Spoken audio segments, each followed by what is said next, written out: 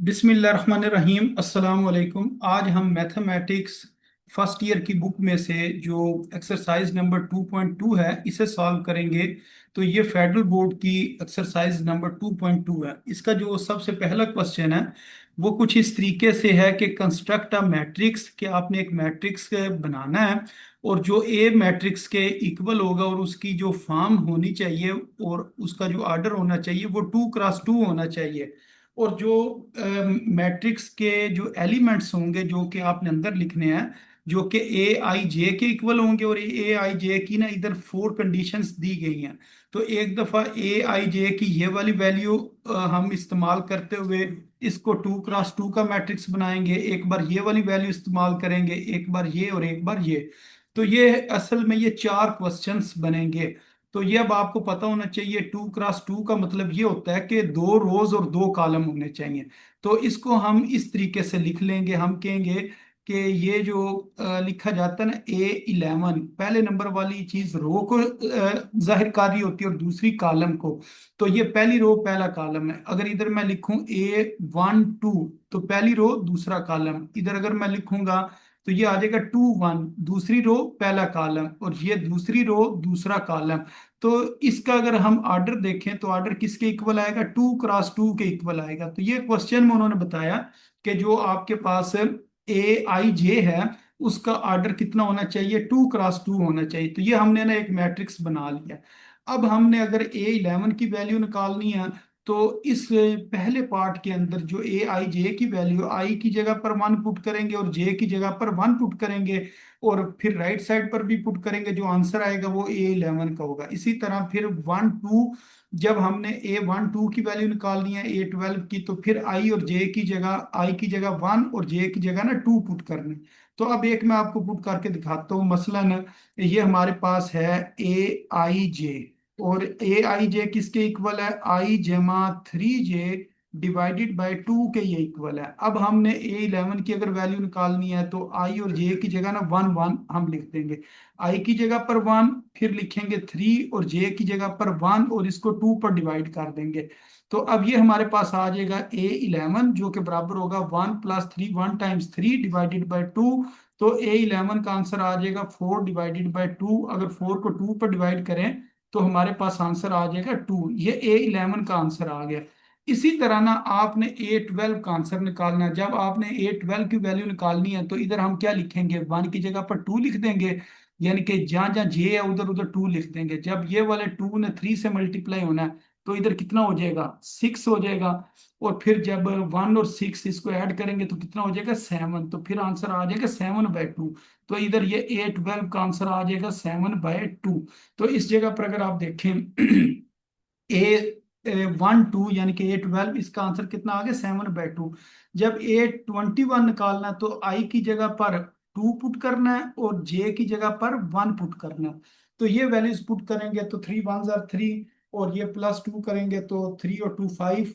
और नीचे हमारे पास 2 आ जाएगा, ये जो 2 लिखा हुआ है। फिर जब 2 2 पुट करेंगे तो 3 को 2 से मल्टीप्लाई करेंगे, 6 6 में 2 ऐड किया 8, 8 को फिर 2 पे डिवाइड करेंगे तो 4 आंसर आ जाएगा। तो इस तरह ना ये हमारे पास आंसर आ जाएंगे। हम कहेंगे जी जो A11 था वो किसके बराबर आ गया जी? 2 के इक्वल आ गया। ए जो 12 है वो 7/2 के इक्वल आ गया। A21 वो 5/2 के इक्वल आ गया। A22 वो किसके बराबर आ गया? 4 के इक्वल आ गया। तो इस तरह ये हमने ना सॉल्व कर लिया। अच्छा, इसका जो सेकंड पार्ट है उसके अंदर अगर आप देखें ए आई जे की क्या वैल्यू है? I × J/2। अब इसके अंदर हमने ना यूं बारी बारी पुट करते जाना और इसको सॉल्व करते जाना है। तो ये हमने ना A11 A12 A21 A22 लिखा, फिर ये हमने ना वैल्यू लिख ली ए आई जे की। तो ए आई जे जो कि बराबर है I × J डिवाइडेड बाय 2 के इक्वल है। मसलन अब हमने A11 की वैल्यू निकालनी है। आई की जगह 1, जे की जगह 1 डिवाइडेड बाय 2। 1 को 1 से मल्टीप्लाई करेंगे 1, और इसको 2, ये नीचे वाला 2 लिख देंगे। ये A11 की वैल्यू आ जाएगी। जब A12 की वैल्यू निकालनी है A × 2 यानी कि 1 × 2, तो ऊपर 2 आ गया, 2 को 2 पे डिवाइड करें तो कितना आ जाएगा? 1 आ जाएगा। तो ये A11 की वैल्यू आ गई। इसी तरह फॉर I = 2 एंड J = 1, तो फिर हमारे पास A21 की वैल्यू आएगी, वो किसके बराबर आएगी? आई मल्टीप्लाई जे, यानी कि 2 × 1 डिवाइडेड बाय 2। अब ये 2 और 2 कैंसिल हो जाएगा, हमारे पास आंसर कितना आ जाएगा, 1 आ जाएगा। इसी तरह अगर हम लिखें for I is equal to 2 और जे इज इक्वल टू 2, तो A22 का हमारे पास जो आंसर आना है वो किसके इक्वल आएगा जी, 2 × 2 डिवाइडेड बाय 2। ये टू कैंसिल हो गया और 2 आंसर आ गया। तो फिर हम लिखेंगे जो हमारे पास ए है वो किसके इक्वल आ जाएगा, A11 का जवाब कितना आया जी, 1/2। A12 किसके बराबर आया, 1 के। A21 वो भी किसके इक्वल आया, 1 के। और A22 वो किसके बराबर आया जी, 2 के इक्वल आया। तो ये हमारे पास ना फाइनल इसका आंसर आ जाएगा। तो यही आंसर अगर हम इधर ऊपर देखें तो यही आंसर ना इस जगह पर दिया होगा। तो ये इस जगह पर देख लें तो ये आंसर जो है ना ये इस जगह पर लिखा है, 1/2, 1 और 1 और 2। तो इस तरह ये क्वेश्चन ने सॉल्व होना था। अच्छा, अब उसके बाद जो इसका थर्ड पार्ट है वो किसके इक्वल है जी, A i j बराबर है I डिवाइडेड बाय जे लिखा। अब सेम उसी तरह हमने A11 A12 A21 A22 ये सारे लिख लिए। अब आई की जगह 1, जे की जगह 1, ऊपर 1 और नीचे 1, 1 को 1 पे डिवाइड करेंगे 1 आ जाएगा। फिर 1 को हमने 2 पे डिवाइड करना है क्योंकि ऊपर जो टर्म है वो आई है और नीचे वाली टर्म जे है, तो वो 1/2 आ जाएगा। फिर 21 करेंगे तो इसके अंदर आई की वैल्यू कितनी है, आई बराबर है 2 के, और जे किसके बराबर है, वो बराबर है 1। 2 डिवाइडेड बाय 1 का मतलब 2 होता है। इसी तरह 2/2 आ जाएगा A22 के लिए, तो वो 1 के इक्वल आ जाएगा। फिर इसका हमने ना आंसर लिख देना है 1, 1/2, 2 और 1, ये जो सारी वैल्यूज हैं वो इधर पुट कर देनी है। अच्छा, अब इसका जो लास्ट पार्ट है वो बराबर है A i j जो कि बराबर 2i - 3j डिवाइडेड बाय 3 के इक्वल है।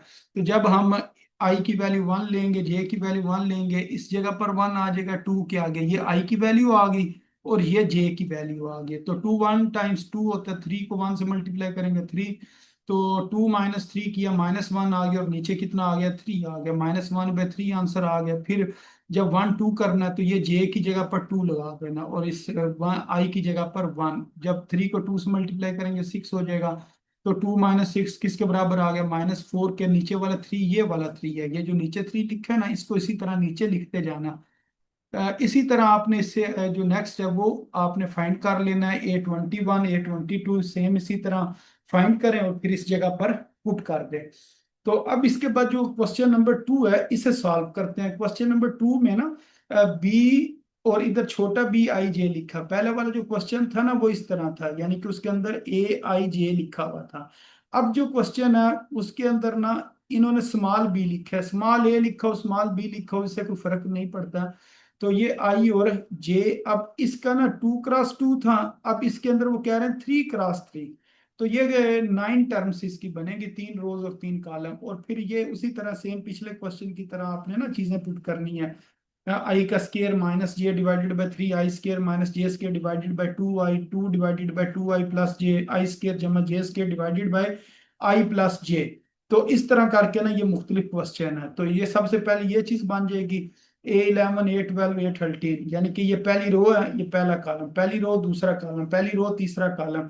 इसी तरह अगर ये मैं पूछूं ये क्या चीज है, तो ये तीसरी रो है और दूसरा कॉलम है। तो ये देखें ये तीसरी रो है और ये दूसरा कॉलम है। तो ये इनके ना नाम होते हैं जो ये 7 नंबर लिखे होते हैं ना। फिर हमने बारी बारी क्या करना है, इसी तरह वैल्यूज पुट करनी है। आई और जे की वैल्यू पुट कर देते हैं, आई की जगह 1 और जे की जगह पर भी 1। और ये जो हमारे पास ऊपर क्वेश्चन में वैल्यू थी ना B i और जे की, वो क्या थी, आई का स्केयर -j और डिवाइडेड बाय 3 था। तो ये इस तरह हमने ना आई की जगह पर 1 और जे की जगह पर भी 1 पुट किया, इसका ये आंसर आ गया। इसी तरह ये आपने ना A1 B12 B13 B21 B22 B23 फिर B31 32 और 33, इसको आपने ना सेम उसी पुराने मेथड से ना आपने सॉल्व करते आना है। तो ये कोई ऐसी मुश्किल चीज नहीं है, इसके ऊपर टाइम जो है ना लगाने की ज्यादा वो जरूरत नहीं है। ये बस सिंपलीफाई आपने करना और इस जगह पर आपने पुट करते जाना। तो ये हमारे पास टोटल जो है ना 9 टर्म्स आ जाएंगी। तो ये हमारे पास ये वाली 9 टर्म्स हैं। और ये आपको पता होनी चाहिए कि ये जो 9 टर्म्स हैं ये किसके इक्वल हैं, ये बराबर होगी B11 फिर B12 B13, इधर B21 B22 B23 और B31, और इस जगह पर क्या आ जाएगा B32, इधर आ जाएगा B33। तो ये हमारे पास है, इनकी वैल्यूज जो ऊपर आई होंगी वो इधर पुट कर देंगे। अच्छा, अब सेम इसके साथ का ये एक और क्वेश्चन है, इधर क्या लिखा हुआ है, आई का स्केयर माइनस जे का स्केयर डिवाइडेड बाई 2i। तो ये जो है ना B i j की वैल्यू है। अब मिसाल के तौर पर मैं B32 मालूम करता हूँ, इसको मालूम कर लेता हूँ, बाकी आपने खुद कर लेने हैं। तो आई की जगह पर 3 और जे की जगह पर 2, तो इधर हम क्या लिखेंगे, 3 का स्केयर माइनस जे की जगह लिखेंगे 2 का स्केयर डिवाइडेड बाय 2, और आई की जगह पर हमने क्या लिखना है, 3 लिखना है। तो इसका आंसर कितना आ जाएगा, 3 का स्केयर का मतलब होता है 9, यानी कि 3 मल्टीप्लाई 3, इसको 6 नहीं लिखना। और 4 का स्केयर होता है, 2 का स्केयर होता है 4, और नीचे आ जाएगा 6। अब 9 में से अगर हम 5 को माइनस करें तो 5 आ जाएगा, यानी कि 4 को माइनस करें 5 आ जाएगा, और नीचे कितना आ जाएगा 6। तो जो B32 है उसका जवाब 5/6 आना चाहिए। तो इस जगह पर देखते हैं कि B32 का क्या आंसर आया हुआ है। तो ये ऊपर इस जगह पर कहीं इन्होंने हल किया होगा, ये देखें 5/9 आना चाहिए। तो इस हमारा आंसर कितना आया जी, 5/6 आया। तो यहाँ पर हमने गलती क्या की है उसे एक दफा देख लेते हैं। ये हमने बी की वैल्यू, यहाँ पर 6 आना चाहिए, इन्होंने 9 क्यों लिखा है, अब इस जगह पर जरा चेक कर लेते हैं। तो इस जगह पर ना 2 पुट करना था, ये देखिए इन्होंने ना गलती से पुट किया हुआ है। तो इस जगह पर हमने क्या चीज पुट करनी है, B32 की हमने वैल्यू निकाली है ना, तो ये इसके शुरू में इधर 2 आना है, इस जगह पर उन्होंने गलती से 3 लिखा हुआ है। इधर भी 2 आएगा, इधर भी 2 आएगा, और इधर भी 2 आएगा, क्योंकि फार्मूला जो है ना उसके इस जगह पर 2 है, जिस तरह इस जगह पर 2 है। तो पुट हम क्या करेंगे 3, फिर जब इसको हम सॉल्व करेंगे 5/6 इस जगह पर आना है। तो ये इस जगह पर क्या आ जाएगा जी, 5/6 आ जाएगा। और बाकी ये वाली चीज तो जीरो ही रहेगी, और इससे ऊपर वाला भी जो है ना वैल्यू इस जगह पर कितनी आ जानी है, 6 आ जानी है। तो इस तरह की छोटी मोटी गलतियां होती हैं, लेकिन आपने इसको अपने हिसाब से सॉल्व कर लेना है, जो सही जवाब होगा वो आपने लिखना है।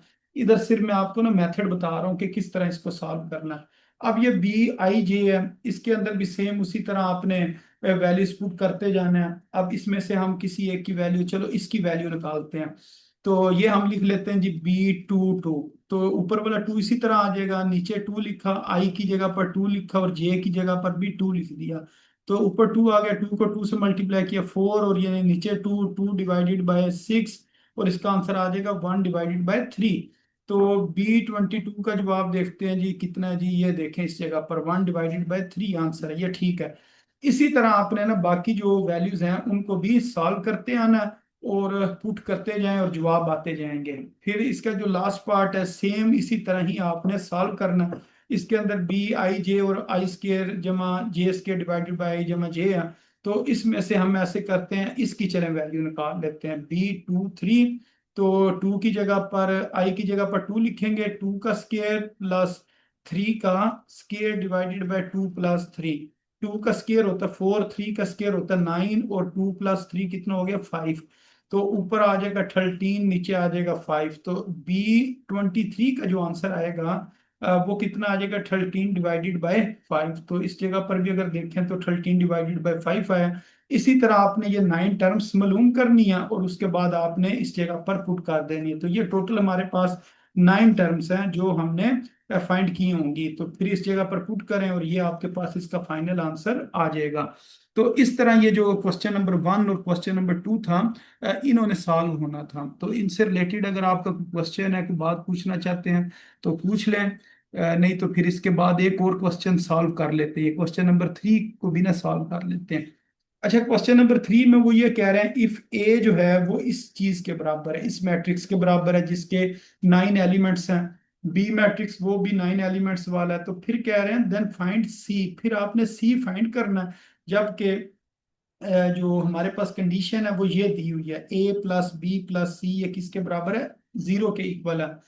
तो इस ये हमने लिखकर सबसे पहले ये हमने ए की वैल्यू पुट कर दी, इस जगह पर हमने बी की वैल्यू पुट कर दी, और प्लस सी को आगे लिख लिया, और इक्वल 0 इस जगह पर लिख लिया। अब इन्हें ऐड कर लेंगे हम।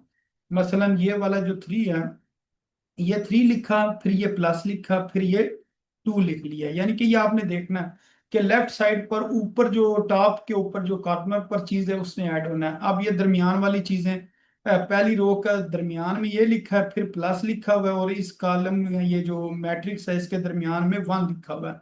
इसी तरह 2+7, 6 प्लस, यानी कि 0+0, फिर 6+2, फिर 1 प्लस, और ये -1 को बेशक ब्रैकेट में लिख लें या प्लस माइनस माइनस करके लिख लें, फिर -1 प्लस, और ये -3 को ब्रैकेट में लिख लें, फिर 0+4, फिर -3+2, ये आ जाएगा, और आगे लिखेंगे प्लस C बराबर 0 के। तो इस तरह ना इसको आप सॉल्व करते हैं, और फिर ये वाली जो टर्म है ना, इस ये समझ लें ये 0 से मुराद है। आप ना 9 बार 0 लिख लें इस जगह पर। देखते हैं इन्होंने किस तरह किया। तो इन्होंने इसी तरीके से किया होगा, ये देखें, ये हमारे पास ना इसका फाइनल आंसर आएगा। फिर ये वाला जो 0 है ना, 0 की जगह पर हमने 9 टाइम्स ना 0 लिख लिया और एक मैट्रिक्स बना लिया। अब ये प्लस हो रहा है, इस साइड पर आकर क्या हो जाएगा, माइनस हो जाएगा। फिर इसमें से ये वाली टर्म्स हम माइनस करेंगे, 0-5, 0-0 को 0 के 0-9, ये इस तरह करके ये हमारे पास जो सी है इसका आंसर आ जाएगा। तो इस तरह ये जो क्वेश्चन है इसमें सॉल्व होना था। तो ये देख लें, इन क्वेश्चन से रिलेटेड अगर आपका कोई क्वेश्चन है। जो एक्सरसाइज नंबर आज हमने की है 2.2, और इसके हमने क्वेश्चन नंबर 1, 2 और 3 यहाँ तक हमने सॉल्व कर लिया। इससे रिलेटेड अगर आपका क्वेश्चन है, कोई बात पूछना चाह रहे हैं और समझ नहीं आई है, तो वो मुझे बता दें, वो मैं आपको समझा देता हूँ। बाकी आज का यही काम है।